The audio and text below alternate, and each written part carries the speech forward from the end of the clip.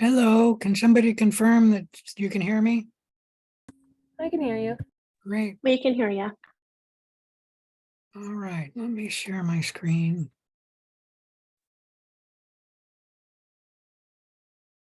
Get rid of this screen.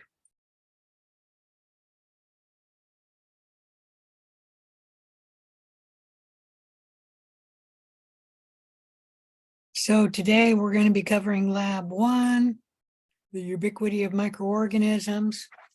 Let me remind you, you do have to take and finish the plagiarism quiz by 8 p.m. this Saturday. That's January 7th. You must achieve 100% on the plagiarism quiz. It shouldn't be any problem because if you do the plagiarism tutorial, you should learn the material on the quiz, and then you can take the quiz multiple times to get 100%. So just start early, and if you need to take the quiz again, you may. Most students only take the quiz about one time, but if you need to, you can take the quiz again and again. Please read the infectious disease research project. By next week, I will talk about that. Oh, I should have moved that down. I will talk about it next week, the infectious disease research project, probably on Tuesday. Let me show you where you can find that.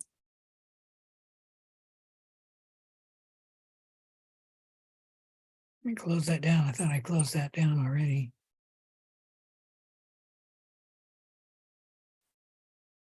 Go to the module of the home page. Go to week 2 lab. And then there's the link for the infectious disease research project.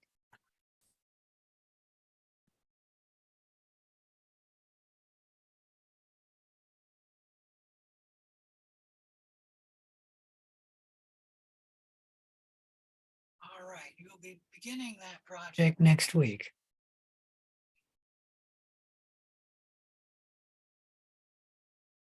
Any questions? All right, if not, let's go to ubiquity of microorganisms, lab 01.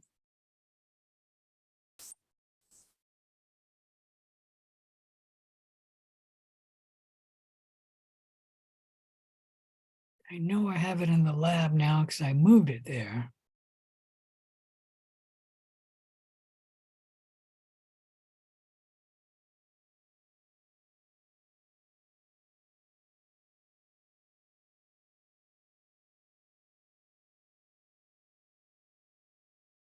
Hopefully that's it.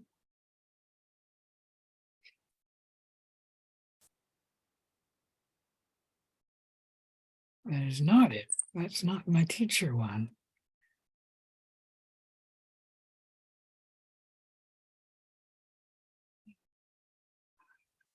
Got that. I have one highlighted. This one isn't highlighted. Okay, well, let's just go with it.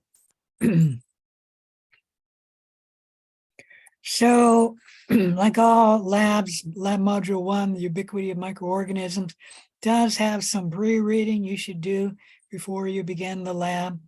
There will be some video clips throughout this lab.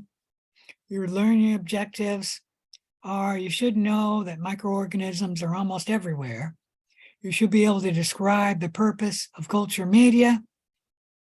I think we're only going to talk about one type of culture media, but should be able to describe the purpose of it, and then describe what colony abundance and colony morphology are, and be able to define the following terms. Hopefully they'll get rid of my frog in my throat. You can read what the terms are you need to know. So microorganisms are organisms that are too small to be seen with the naked eye. And they do include viruses and prions, which are special because they're not really cellular organism. And you could argue whether these guys are alive or not. We're not going to get into that argument. We're going to include helminths, worms, in our study of a microorganism, although the adults are not usually microscopic. Good. The lecture lesson just finalized, so my computer will now work a little faster. But the infective stages of the helminths are microscopic. And then microbiologists tend to study infectious diseases, and the helminths, the worms, can cause infectious diseases, at least certain infectious diseases, such as a tapeworm infestation. And you'd call it, I guess, the beef tapeworm, because there's the pork tapeworm, and we won't get into that. RY, ubiquity of microorganisms refers to the concept that microorganisms are essentially everywhere. It's not entirely true, meaning you don't find them in places where there's lava, where it's really hot, like somebody who's, it's the term smelting iron, something like that, too hot. But they do occupy an amazing diversity of niches. For example, some archaea live in hot springs where the temperature exceeds boiling water. Some microbes are found inside solid rock. And some bacteria have been revived after being suspended in amber for tens of millions of years. So they are in many places on the planet of the Earth, and they are virtually ubiquitous, almost everywhere. In this lab, you will come to experience that microbes are almost everywhere. And we have to spend money to get a sterile environment, an environment free of living cells. Like if you were to go into the microbiology lab and I were to give you sterile media, we spent money getting that media sterile. And what we did was we put it in the autoclave, which is a giant pressure cooker. We'll talk more about that later. So in this lab, we're going to investigate the abundance and diversity of microorganisms in common environments. And then we'll talk a little bit about culture media. A culture media is also called a growth media. And when you get it in a microbiology lab, it will be sterile, a preparation that's free of living microorganisms, but it does include a variety of nutrients so that the microorganisms could grow once you inoculate the media with the microbe. We have two types of culture media. Liquid culture media, which we call broths, and they're usually in a test tube. And then we have agar added to the liquid media to make the culture media solid. And the solid medias are frequently grown in a petri dish, but they can be grown in a test tube as well.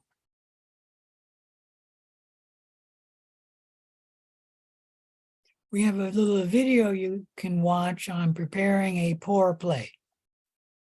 And you should note how culture media needs to be sterilized before it is used.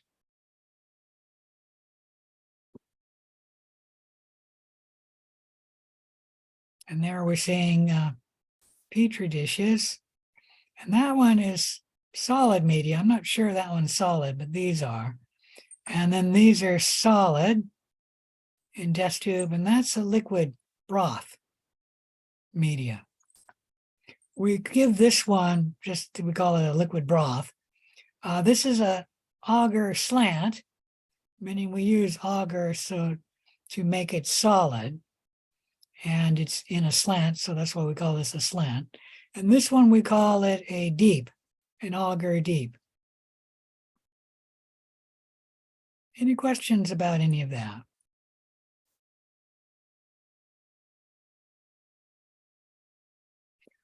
Today, we're only going to talk about one type of media. It's called the general purpose media.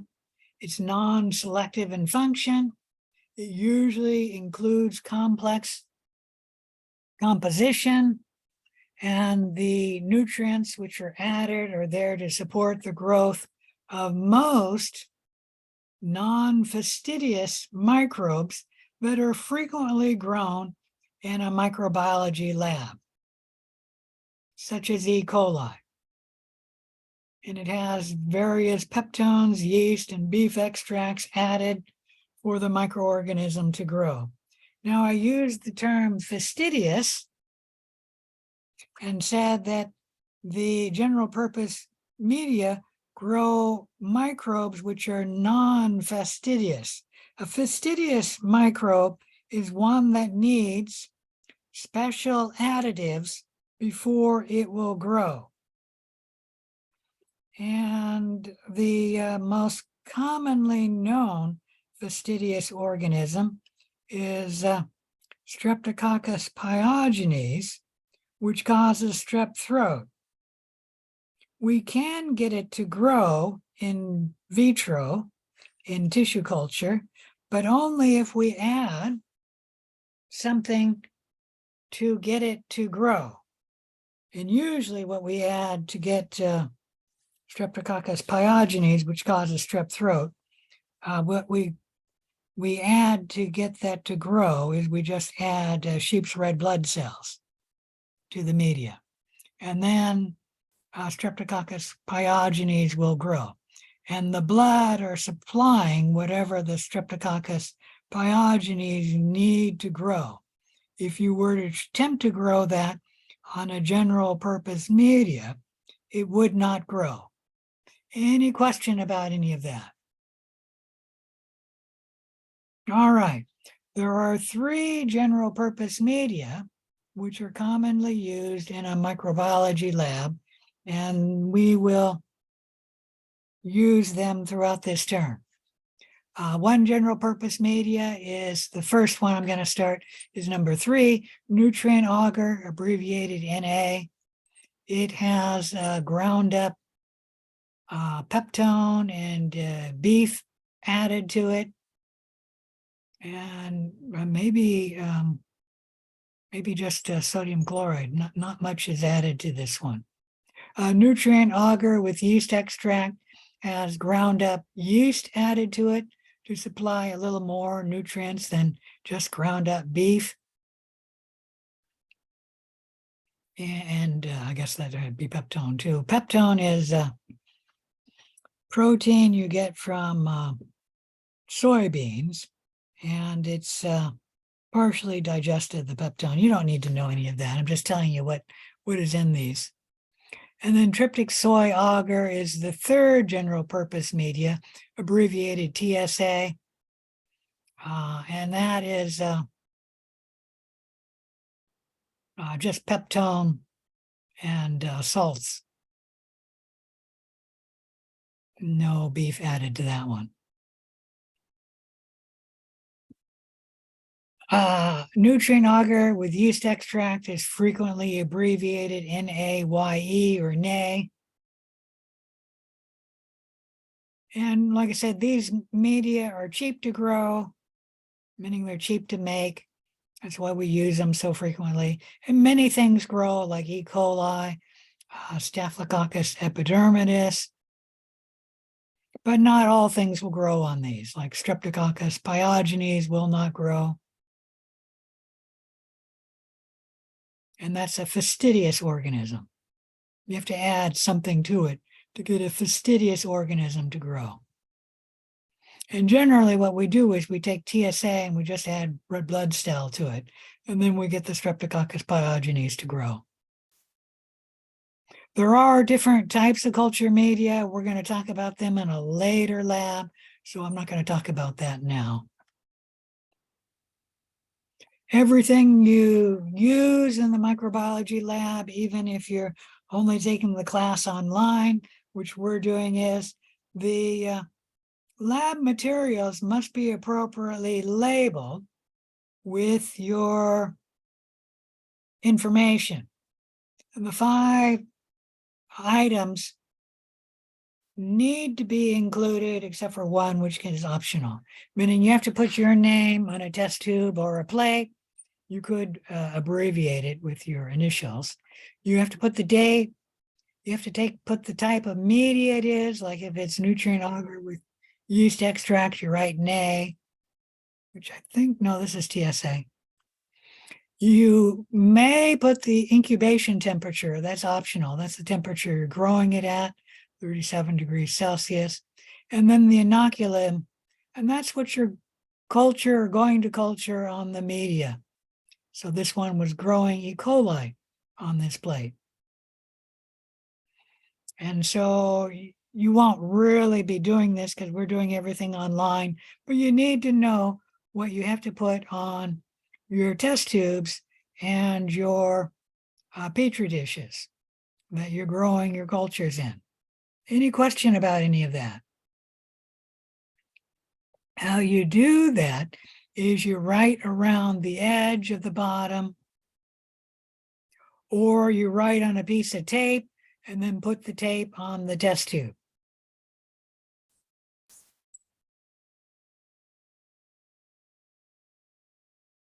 That way, when the plate or the tube is found and it's not you who finds it, everybody knows who to give it to and what it is and where it's been and stuff like that. What it is, I guess. E. coli on tryptic soy agar. And then the date it was started, as well as the name. Any question about any of that? All right, here's a question for you. Why do you think we label on the bottom of the Petri dish and not the top of the Petri dish? Anybody have a guess? So you don't compromise your experiment? I'm not sure what you mean, but probably not. I'm not Oh. sure why writing on the top of the Petri dish would compromise the experiment. Would it be so that we can count the different like colonies on the plate? That's why you're doing it around the edge, because if you were to write it right here, it'll be harder to see what's growing on the plate. So that's why you're doing it on the edge. Well, why are we doing it on the bottom rather than the top? Because we store them in the incubators upside down. That is true. We do store them in the incubator upside down. And then if you write it on the bottom, it's easier to find and read. But the main reason why we write it on the bottom is where the bacteria will be. And if the lid gets separated from the bottom, we will be able to find out what is in the dish. Okay? So that's the main reason. And that is if the lid gets separated from the bottom. And that doesn't often happen, but I once was in a lab where the young lady had a whole tray that she was carrying, moving them from one place to another. And she accidentally spilled the tray. I think she tripped and the tray went flying. And then the lid got separated from the bottoms. And then she wrote everything on the lids. And so the whole experiment, which it was hundreds of Petri dishes, had to be thrown out and redone because she didn't have the writing on the bottom. It was all on the lids. So always write your stuff on the bottoms of the Petri dish. And yes, we do grow it upside down. And that's not why entirely we're writing on the bottom, but it's partly why. And the reason why we're growing the bacteria upside down is because the agar is on the bottom of the dish, and that's where the moisture is in the Petri dish. And once you put the plate in the incubator, the heat of the incubator will pull the moisture out of the agar, and it will condense on the top of the lid, the underside of the top of the lid. And then it will drip onto the plate down below, which is where we have our growth. And it usually does not contaminate the growth on the plate, but it definitely spreads the bacteria or whatever on the plate. And so you would not have your individual colonies. You would have everything growing all together. Okay. And so we don't want that to happen. So we put them in, let me get this out of here. We put them in, pretend this is a petri dish. We put them in the incubator upside down. Now, when the heat of the incubator pulls moisture out of the agar, it condenses on the top of the agar, and the agar will wick the moisture, so it'll never form a drop. It'll then be spread throughout the agar. And even if it did drop, who cares? There's no growth on the lid of the plate. Okay, any questions about why we write on the bottom and why we put plates in the incubator upside down? If there's any questions, ask now, because you will be quizzed on that.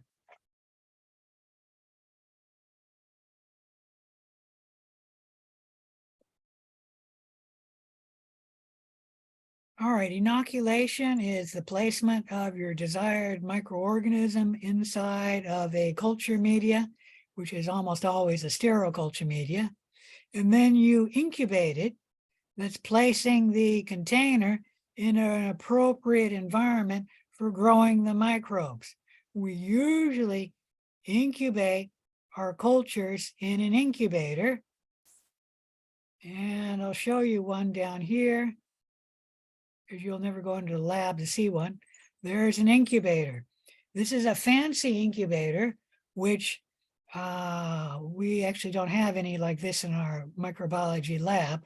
Our incubators only will heat the environment to 30 degrees or 37 degrees, depending on the incubator. And then it'll have a tray of water, so it will give some humidity to the microbes. But you can have a fancy incubators down here, which the buttons control how much oxygen the bacteria will be exposed to, how much CO2 the bacteria will be exposed to. And you could control other parts of the environment. They're not usually, but you could control like how much nitrogen is going in. You could even control the barometric pressure. Like I said, that's not usually done, but you could control other parts of the environment. Any question about incubation or inoculation? So organisms need a physical environment in order to grow. And like I said, we'll put them in a culture media supplying the nutrients, and then we'll put them in an incubator, which will supply humidity. That just helps keep the organisms from drying out quicker, I guess, because they will dry out, but it'll prevent them from drying out quickly. And it then brings them in a good temperature to grow. You could, like I said, affect the oxygen level and the carbon dioxide level. And then obviously the time is affected as well, meaning you incubate it for a certain length of time, depending usually on the microbe, how fast it grows.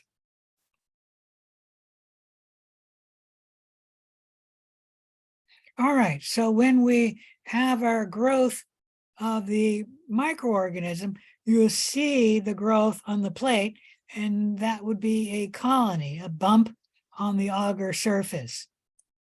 That colony usually starts from one or a few cells, which then grow by binary fission, where one cell will literally divide in two, why it's called binary fission. And then one parent separates into two, and they'll do that every few hours until you get perhaps 1 million in one location, and that will be enough to see the colony. So colony is at least 1 million cells. It could be 10 or even 100 million cells.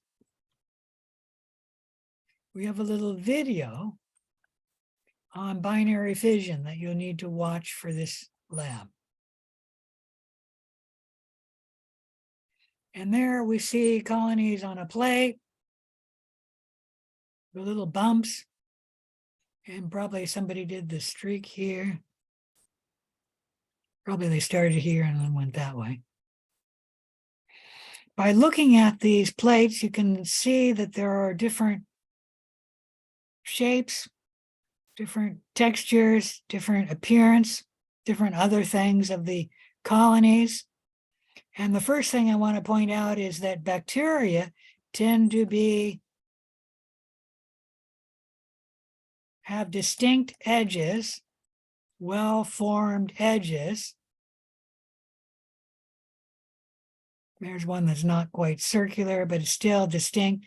And then the fungal colonies have less distinct edges. The fungi look hairy or furry, and the bacteria tend to be, I don't know, compact with a distinct edge. You can make different characteristics here, like everybody can tell that these are probably the same species, and that one's probably a different species. That one's a different species. That's different organism, because that's not a bacteria, that's a fungus, and that's another fungus. And that's definitely a different species than that one, because it's a different color. And there's another different species, but these two could be the same. So there are different characteristics you can see right off the bat. And you can use those characteristics to help identify the colony. And these we call colony characteristics. How the colonies look different. Different species often take on a different appearance. There are different colony characteristics. There's the shape of the colony, like circular, rhizoid, irregular, spindle. The margin is the edge of the colony. Let me blow that up. So entire is the margin has a smooth circular type of edge. Undulate, lobate, and curled. The edge is, I don't know, indistinct, whatever you want to call this. Rhizoid and filamentous has a filamentous or rhizoid edge. Now, when I ask you for something, I would expect you to be able to distinguish between an entire edge and a lobate edge and a rhizoid edge, but I would not expect you to know the difference between a rhizoid edge and a filamentous. And I would not expect you to know the difference between an undulate and a lobate. Any question about any of that? Colonies have an elevation. Generally, to see the elevation, you have to take the lid off the plate and then look at the colony from the side. Colonies can be flat on the auger. They can be raised. If you know what a mesa is, that's a raised colony. The colony can be convex. The colony can be super convex. We call that a pulvinate. And the colony can be mountain shaped, and that one we call umbunate. I would not expect you to be able to distinguish between convex and pulvinate.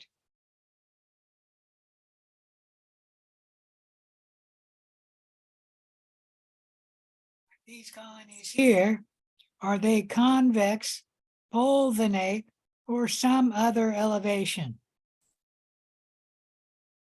I suppose they could be flat too. Can you tell? Can anyone tell? All right, I already told you I wouldn't expect you to know the difference between pulvinate and convex. This one might be flat. These are probably convex or super convex, the pulvinate. But it's kind of hard to tell because we're looking at this from the top. To see the elevation, you have to look at them from the side. Any questions about any of that?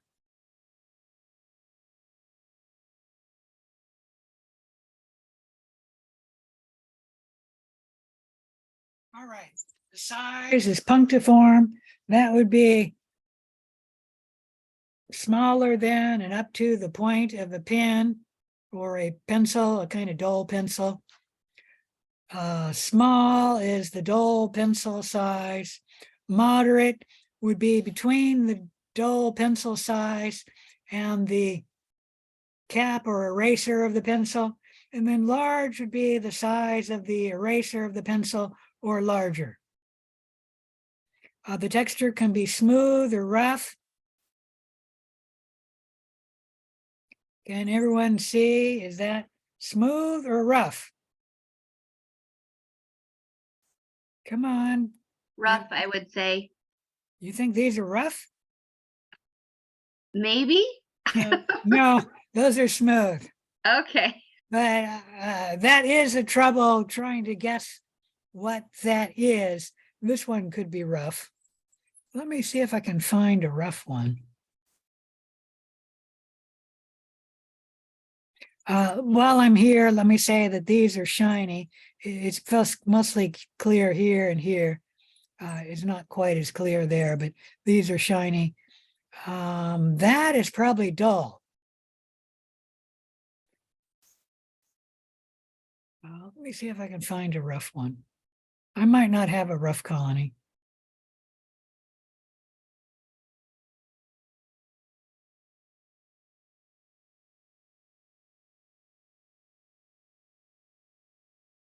This region here, let me blow that up even further. On the edge, you can see that this is on the edge rough. That one is probably rough.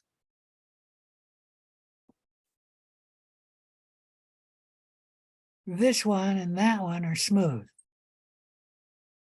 It is also hard to tell online a rough colony from a smooth colony. And to tell you the truth, that was the colony characteristic that my students have had the hardest distinction making. What is smooth or rough? If the colony is shiny, we call it glistening or shiny. And if not, it's dull. Pigmentation is the colony pigmented or is it not? So that colony is pigmented. That colony is pigmented. This colony and that colony are not pigmented. Pigmented just means it has a color. So right here, these and that are pigmented. These are kind of yellowish.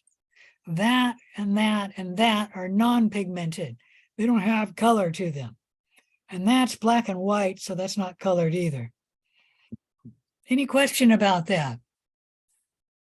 So non-pigmented is anything that's whitish, off-white, beige, gray, blackish. And then pigmented is something that has color to it.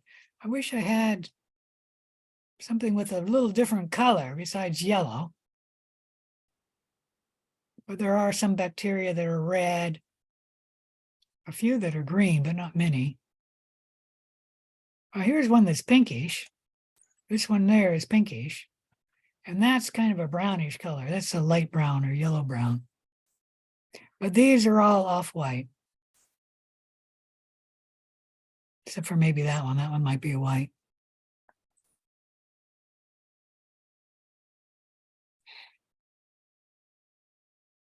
And then you have the optical property.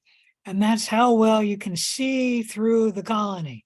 Most colonies are opaque, meaning you can't see through them at all. Some colonies are translucent, and that looks like slightly muddy water. I don't see any translucent there.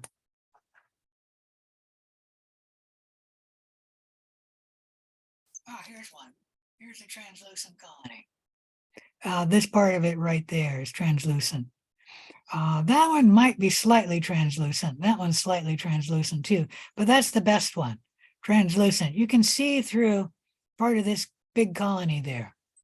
And then that one and that one are clearly opaque. Transparent colonies are very rare and they're crystal clear. You can see through a transparent colony as you can see through clear water.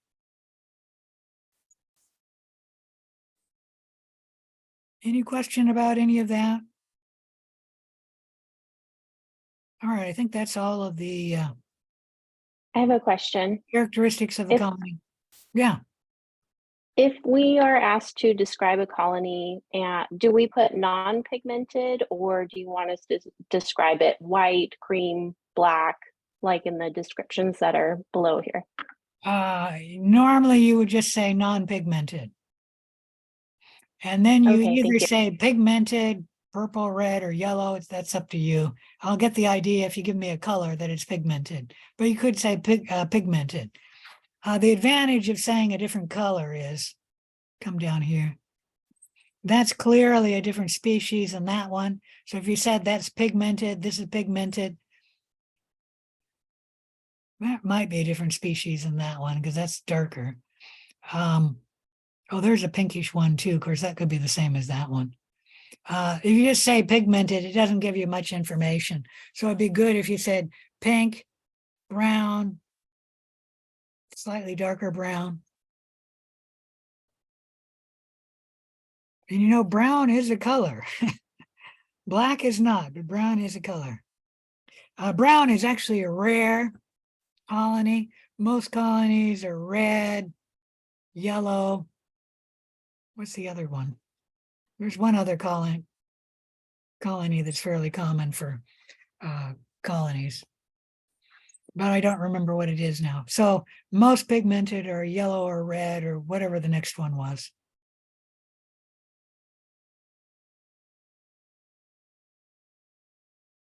All right, I think that's it for the colony characteristics. When you're working on the colony characteristics, I'll usually give you this table. For the quiz, you don't have to remember uncommon things, like you should tell me the shape is circular or irregular. I probably wouldn't ask you rhizoid or filamentous. You should be able to tell me the margin is, we'll go with round or entire or irregular for all of these, which is kind of that one. Elevation, I'd be unlikely to ask you because you don't get a very good picture of that. But if I did get a good picture of that, I would be able to expect you to know flat, raised, convex, and umbunate, if I could show umbunate. Size, you should just know the approximate size, smooth or rough, shiny or dull, and then yes, pigmented or non-pigmented, and then opaque or translucent. I would never give you a picture of a transparent one because you'd have a hard time seeing it.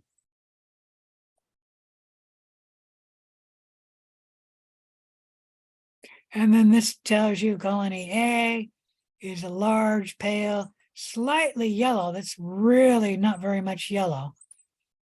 Circular, more or less circular shape, shiny, and the edge is entire.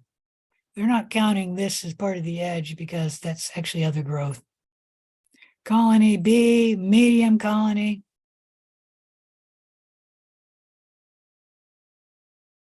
You know, that looks like it's actually closer to a large colony. Cream colored, you say non-pigmented, irregular shape, and then rough. You can't tell the elevation on these. So when we're talking about colonies, the abundance is simply the total number of colonies on an agar plate. How you get that is just by counting them. And that's too many for me to count. And this is probably too many for me to count. But I'm going to guess that this is about 30 to 50 is the abundance. And you can actually count them. That's the abundance, the number.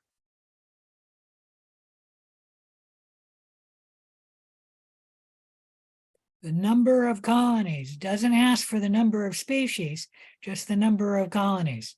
The diversity is the number of different kinds of colonies. You use different colony characteristics, such as different color, different shape, different texture, to identify different colony types to get the diversity. Here's a real world example. What's the abundance of cats in this picture? The abundance of wildcats. Come on, people. 7. Yes. What's the diversity of cat species? 2. 2. Yeah, there's lions here and cheetahs. So the diversity is 2. The abundance is 7. Now with colonies,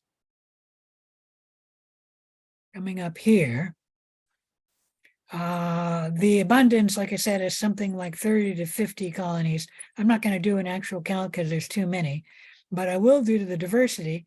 All of these are probably the same. That one's different, so that's 2. This one's different, so that's 3. That one is different, so that's 4.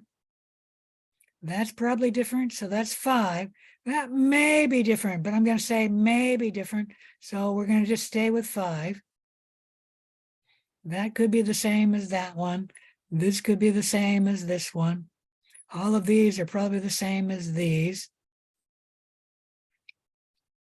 So this one, did I count that as different? I don't remember. If I didn't count that one, it's 6 is the difference. Okay. If I did count it already, then it's 5. I lost my count. So it's 5 or 6 for the diversity. Any questions there?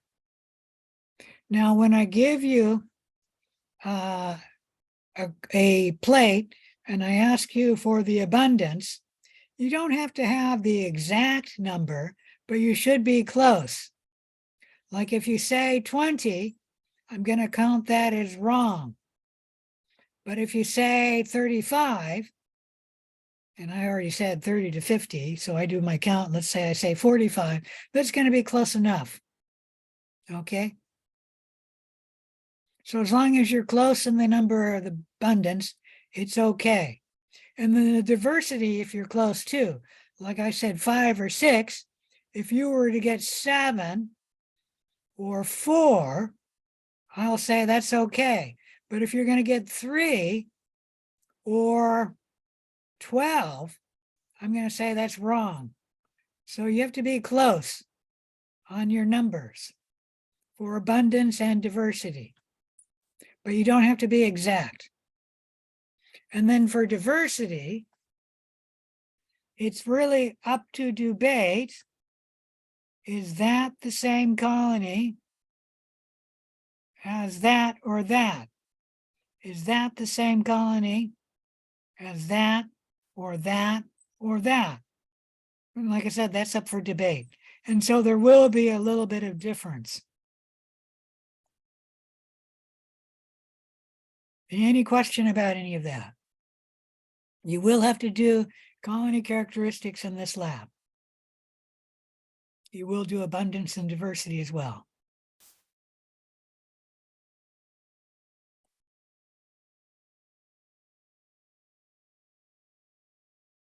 All right, so know the terms of this lab and then answer the questions. Oh, there's a nice finger point here. Use the laboratory exercises to answer the questions and only submit the questions. The lab 1 has to be turned in by 11:59 p.m. this Saturday.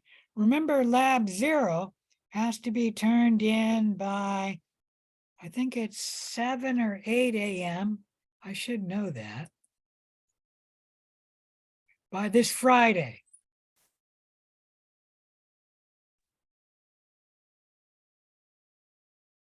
We don't have that here. Let me go on. It's 8 a.m. It says 8 it. a.m. Thank you. Yeah, it's on the, it's right here. Or right there, one of the two. Probably there. You need to turn it in by 8 a.m. so I will not drop you from the class. So make sure if you don't have lab module 00 in, that you get it turned in by 8 a.m. And I will probably be checking that early because I'm going to be going to a funeral on Friday.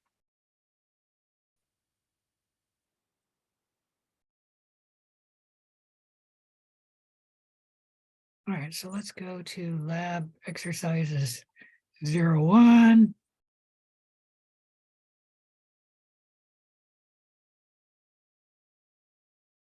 Make sure I covered all of that.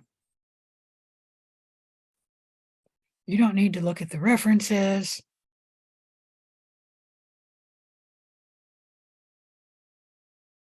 Oh, there's the answers. All right, let's go to lab exercise 1. You're not actually going to be doing the lab because everything is going to be done online this quarter. But you do need to understand the material.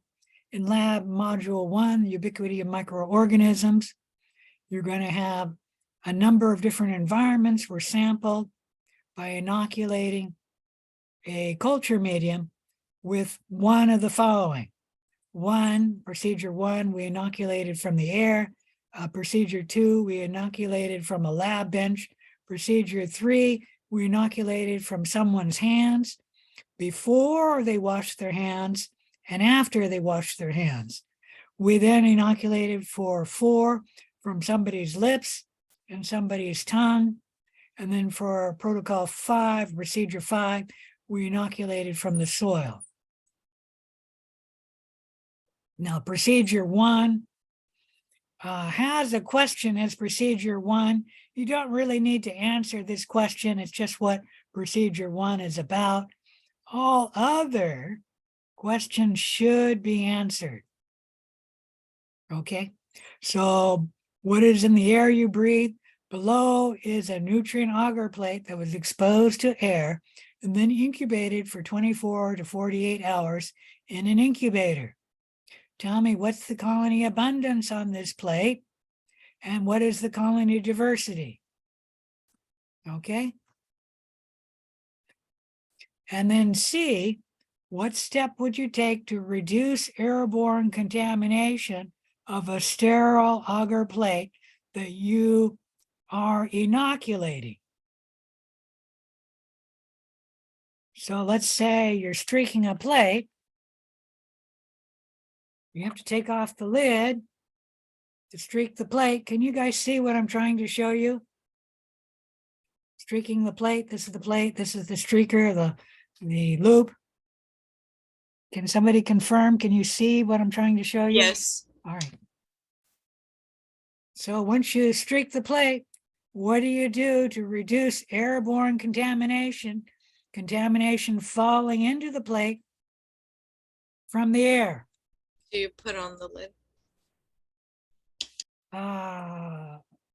You don't need to answer that because that's the answer that is the question in the worksheet, but that's what it's asking. So if you tell me something like, put it in the autoclave before you use it, that's not correct because I'm trying to ask, what do you do to reduce airborne contamination of a sterile agar plate that you're currently inoculating? And there's a couple of things you could do. One is, yes, when you're done inoculating, immediately put on the lid. That's the main main thing, because then you reduce the chance of airborne contamination. If you leave it uncovered, something from the air is more likely to fall down and contaminate it. Another thing you could do to reduce airborne contamination while you're inoculating is don't talk while you're inoculating. And if you are talking, you should definitely be having a mask on. Okay? All right. So I've given you the answer to this one, but you got to get the answers to those. Procedure 2, what gets on your arms when you put your arms on the bench? You don't need to answer that question. What we're doing is we're going to inoculate 2 plates, one, the bench before, and then the bench after, meaning after we've disinfected the bench. So this is a plate that was inoculated with a swab, which may have been a wet swab. I'd have to read what they did. And then you inoculate the plate before you disinfect the bench. And then this is after you disinfect the bench. And then you incubate the plates. And then question 1, did table disinfection work? That's just a yes or no. And then question B, you have to think about this one. What is the purpose of allowing the table disinfectant to air dry? You have to think about this, although I think you could do a search online if you don't come up with an answer. And if you get it wrong, remember, in the lab, I will tell you that question is wrong, and then you have another chance at it. In the lab is the only time where you get a second chance. Excuse me. Procedure 3, what's on your hands? Label 4, TSA plates. Label 2, hands before. Plates, 2 plates. Plates after.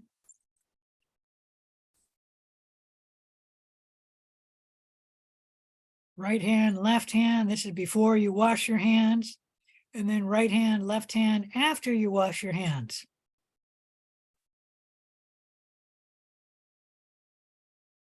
And then you answer the question, does hand washing work? And I guess I haven't stated it, but it should be obvious. We provided the pictures for you to answer these questions, because you can't really do this at home. And then suggest one reason why hand washing did not result in the complete removal of microbes. It may have to do with the normal microbiota on your skin. If you obtain an answer from doing research, please provide a brief citation of your information source. And if you think about it, you should be able to answer why there are some bacteria on your hands after you wash your hands.